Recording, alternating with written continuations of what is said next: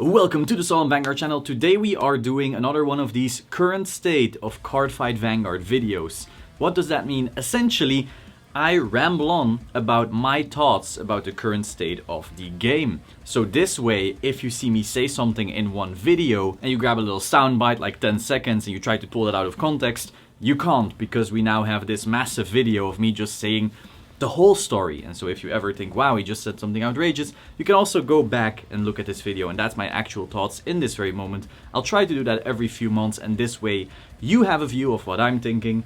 Hopefully some people learn something, maybe other people have some input, I can learn from that, and so forth. We get some back and forth. You can do that in the comments down below. As always, I will try to divide these videos into categories. Now, sometimes some things may overlap. When you speak of a ban list, it will be about both formats. You can't really try to divorce one thing from another, but I'll try to keep it as cleanly divided as possible. So first of all, we had some quick reveals that created some controversy in the community. I wanted to address those. So first of all, we had the Claret Sword reveal, Claret Sword Dragon, I think a week ago or so.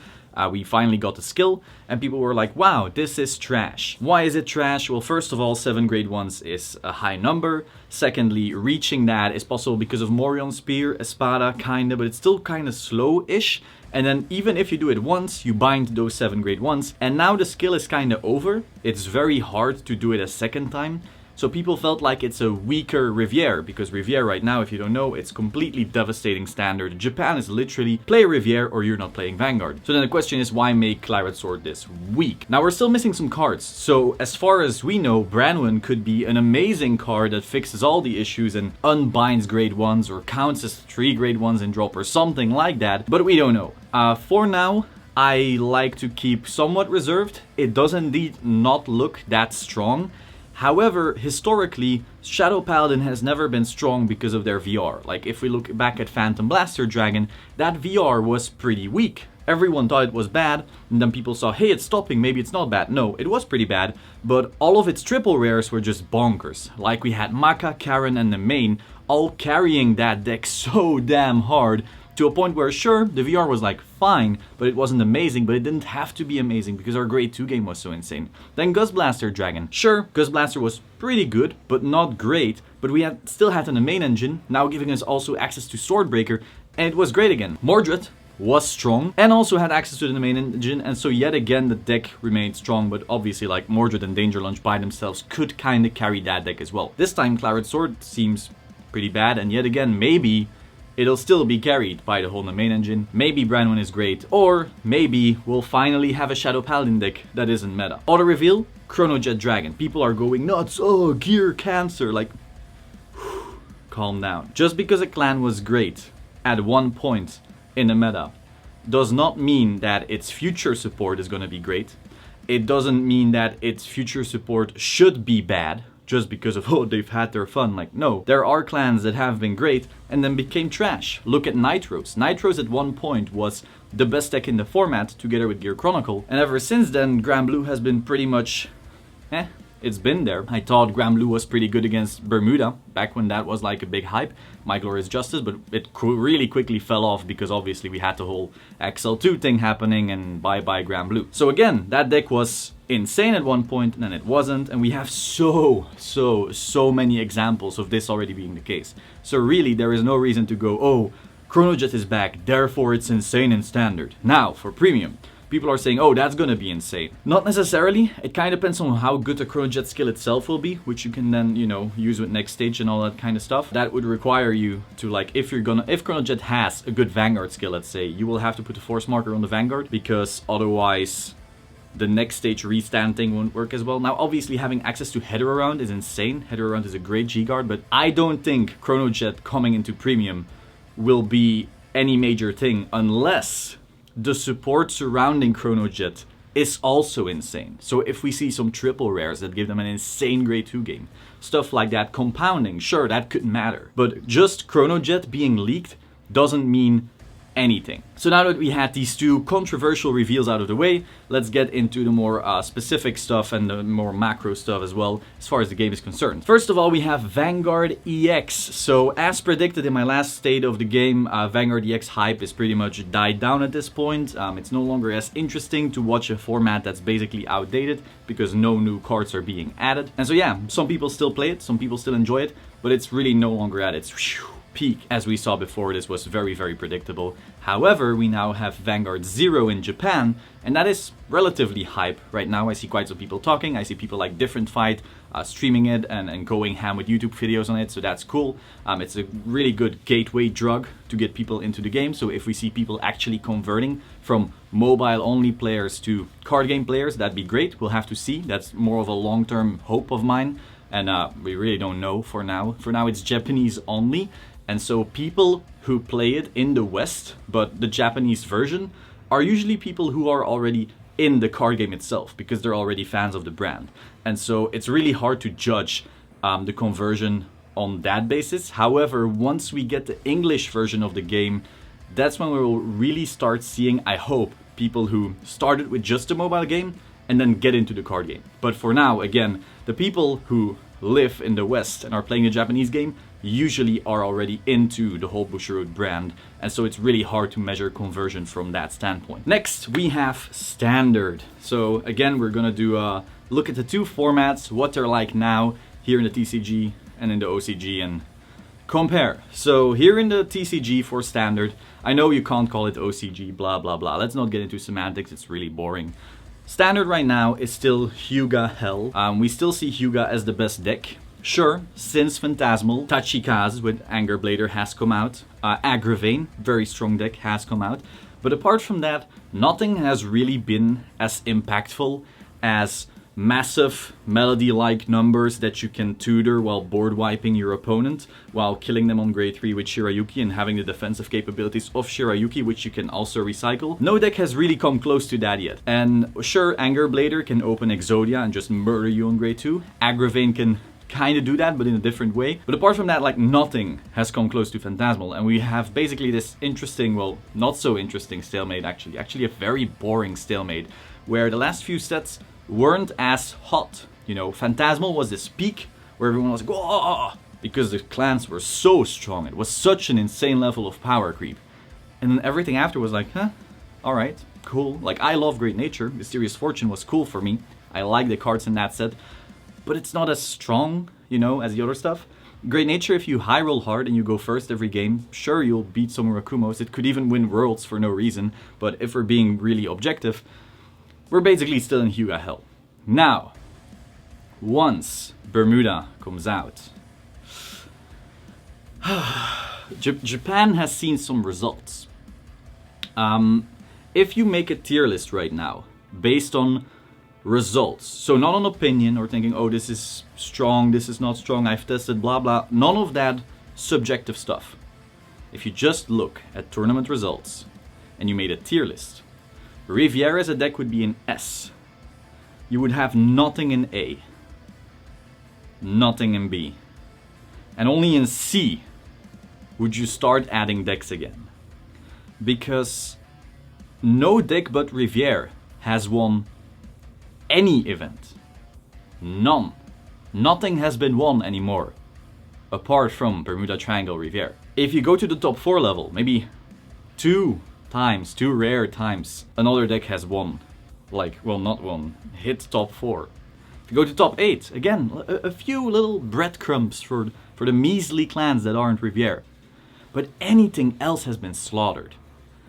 Representation is high, but it's not no other clan is playable high.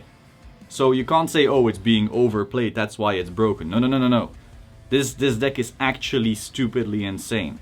It murders people on grade 2. Sometimes it doesn't, but then you just draw 20,000 cards, you live through anything, and then you murder them the turn after. So you're still fine. The deck is insane. People in Japan Twitter, I try to follow it a bit. I click on translate, I talk to people. Even in Japan, they're already going like, can we please hit this in some way? Obviously not everyone. Some people are loving it, but it's already becoming concerning. It's very rare that Japan calls for regulation that quickly. And obviously, again, not all, but I'm just saying, trying to give you the information I see. Obviously, people on Discord who are testing it on CFA are also saying, wow, this is awful. So we go from this Hyuga hell in standard all the way to Riviere hell. Now, I don't mind as much. Like, if I'm being honest, Springfest, we will have 2 more sets before Europe gets our Springfest. So like, it won't really affect me competitively, but fun-wise, it'll be like, can we play standard for fun? Yeah. Can we not play Riviere? Yeah. Like, that's not really a fun conversation. Competitively, of course, if I were to join the Springfest that is still in this kind of meta, I'll just play Riviere. Okay. Let's be a sellout and play the best deck. If it's really that uncontested, it's just all you can do. Now, of course, don't forget, English is only getting Springfests as far as big events go the coming months, meaning you will by default have this forced diversity where not all 3 players on your team can play Bermuda. But again, we still have 2 more sets, so maybe they creep super hard in those sets and Bermuda will no longer be an issue by then. However, as far as local level goes, that might become an issue. Now, casually speaking, standard, I find my shadow deck enjoyable. It is super easy. It is brain dead, as we would call it. It is so simple. Same with Mura, same with everything, let's be real. But it's fun, you know, me playing shadows in standard, I can have a few fun games and enjoy myself. But again, competitively, you know, up to you. Now for premium competitively, we have the top 3 decks, I would say, that everyone agrees on. We have the Ezel, the Neo, and the DI. We've known that for a little while now. Premium gets impacted by set releases, but not as hard, you know. Usually, there will be a few cards every set where I'm like, okay, that's designed for premium and only premium, but most of the set will be designed for standard, and then sometimes there will be some kind of compatibility within those standard cards. But usually, you know, there's a few cards where you're like, yeah, this was just not designed for standard at all, and it'll actually impact premium heavily. Other times it won't, and so therefore the format will not evolve as quickly as standard will. This means your decks will remain good for longer. Like if you bought Luard in GBT14, you've had a viable deck for a long ass time. But you know, you have the top 3 and then you have your tier 2 decks. There's quite a few good ones, some of which can actually compete with that top 3 and counter them in like some weird ways. But there's really nothing major as far as an upset goes yet. I'm kind of awaiting the ban list, but we'll get to that later. We will have a ban list section just, you know, a little bit later. I am having loads of fun in premium in like the casual setting, let's say, because Great Nature just got the new support, so having loads of fun with that. Also having loads of fun with Luard, Grand Blue, and competitively speaking, I'm also just having way more fun. Speaking of the ban list, let's get into that little thing. I won't be doing like an in-depth prediction video right here. This is just, you know, my overall thoughts, bam, bam, bam, bam, bam, going over all of them. And then if you want to see a ban list prediction, let me know in the comments down below. We will probably get a ban list in January or early February, unless they are waiting for the WGP Worlds, which is basically the Japanese Games Worlds. Then that would be like late February more like. So if they're awaiting those results, it'll be late February. If they're awaiting just English Worlds results, it'll be late January. Generally, our ban list lines up with the Japanese one. We usually get it later, but it's the same hits. Now, in the past, it has split off sometimes and been different. So we'll see if that's the case here. I don't think so, however. So for standard, I don't think they'll hit anything. Basically, my reasoning is that Bermuda will have literally just come out. So if they announce hits for anything in Crystal Melody, that will actively hit their stores, their distributors, like pockets, very harshly. Because that set will literally have just dropped. And then suddenly you go, oh yeah, we're banning, I don't know, Caro or something like that to fix Riviere already on release in English and only like 2 months after release in Japan. 2 months after release in Japan is like painful, but they've done it before with Premium Collection. But during release of English, there is no way they'll do that. Like, no, they won't. That's just awful for their bottom line. Given that like business decision, I do not think they will hit Riviere yet. Meaning we will have some Riviere hell, let's say. I will play it, you know, I'll be guilty right there, but just so you know. Now you could think, oh, we could hit Murakumo in some way, but like, do you hit Murakumo when the whole format is a one deck Bermuda format? Sure, Mura has been like really insane for a while, but can you really justify that when it just got creeped out? It's still pretty good actually, so maybe But then you're really just making sure that it's a one deck format. Instead of having 98% Riviere, 2% Mura, you're saying now make it 100% Riviere. Let's sell those sets. Like, no, that feels very wacky. So I don't think they'll hit anything in standard. If they hit anything, it will be Mura. Or if they really don't care about their bottom line and care 100% about the health of the format, they'll make some choice restriction between Caro and Riviere in standard. Now for premium, I definitely think they'll be hitting. Because, again, the format isn't impacted as heavily by standard set releases, meaning they can really go, oh, let's hit Ezel now. They've been good for a full year. Now, again, Luard has been viable for a full year, so I don't think they'll hit those, though, because the results really aren't there. It's like the bottom of tier 1, I would say, so I don't see them hitting that for a weird reason. I definitely think they will hit Ezel in some way, because the representation throughout all of the BCS season right here has been very, very strong. Maybe Neo as well. Again, representation was really high as far as tops go, so I'm not just talking about people playing a deck. They do look at that, but it wasn't that strong either.